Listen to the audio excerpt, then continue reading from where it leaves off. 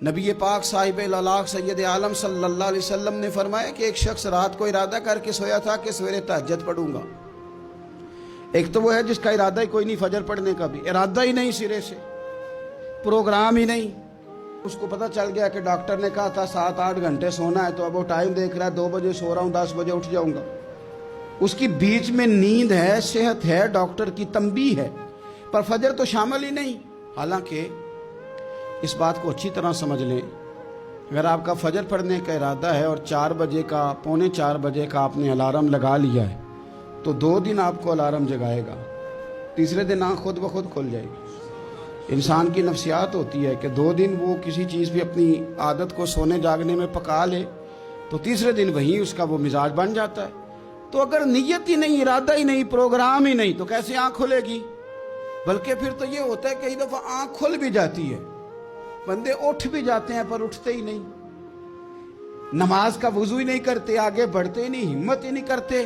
لیکن حضور کیا فرما رہے ہیں؟ کریم محبوب علیہ السلام فرمانے لگے جس کا تہجد پڑھنے کا ارادہ تھا لیکن نیند غالب آ گئی، اٹھ نہیں سکا۔ حضور فرماتے ہیں نیند تو اب اس نے پوری کر ہی لی ہے نا، پر ارادہ تھا تہجد پڑھنے کا۔ تو محبوب فرماتے ہیں نیند رب کی طرف سے صدقہ ہو گئی اور تہجد کا بھی اللہ نے ثواب عطا فرما دیا۔ ارادے صاف کرے، پکے کرے، نیتیں کھری رکھے، نیت صاف رکھے، اخلاص پیدا کرے، تو پھر تو گھر میں بیٹھے بیٹھے بڑی نیکیوں کا ثواب ملتا ہے۔ پھر تو اپنے گھر کے اندر موجود رہنے پر بھی اسے بڑے بڑے لمبے سفروں کا ثواب ملتا ہے۔ حضرت انس بن مالک رضی اللہ تعالیٰ عنہ فرماتے ہیں ہم تبوک سے واپس آ رہے تھے تو نبی پاک علیہ السلام نے فرمایا ہمارے کچھ بھائی ہیں بھائی جو بیٹھے مدینے میں ہیں، پر ہم نے جو گھاٹی بھی طے کی، جو سفر بھی طے کیا، وہ ہمارے ساتھ ہی تھے۔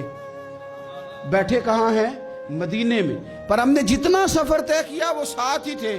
حضرت انس بن مالک کہتے ہیں ہمارے تو کان کھڑے ہو گئے کہ بیٹھے بھی گھر ہیں اور ہمارے ساتھ ہیں۔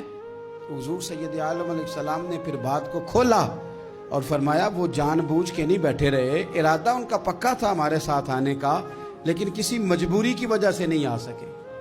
کوئی بیماری نے آ لیا تو نہیں آ سکے، چونکہ وہ مجبوری کی وجہ سے نہیں آ سکے، آ نہیں سکے، لیکن رب کریم نے ہم جس سفر سے گزرے ہیں اس کا اجر انہیں عطا فرمایا ہے۔ ثواب میں، اجر میں وہ برابر کے شریک ہیں، چونکہ ان کا ارادہ پورا تھا، پروگرام پکا تھا، وہ آنا چاہ رہے۔